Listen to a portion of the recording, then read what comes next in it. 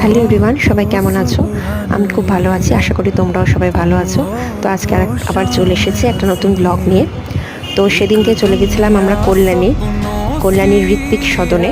সেখানে একটা official programme ছিল আমাদের। তো আমাদের অফিসের সবাই গেছিলাম এবং সেখানে প্রেজেন্ট ছিলেন মাননীয় মন্ত্রী ম্যাডাম শশীপাজা ম্যাডাম। তো সেদিনকারই একটা ব্লগ তোমাদের সাথে শেয়ার করছি। তো এখানে দেখো আমার সব কলিগ তখনও এসে পৌঁছয়নি। তো দুজন ছিলাম আর আমি ছিলাম, তিনজন ছিলাম, বাকিরা তখনও এসে পৌঁছায়নি। তো এই এই ভেতরের অ্যাম্বিয়েন্সটা তোমাদের সাথে শেয়ার করে নিচ্ছি।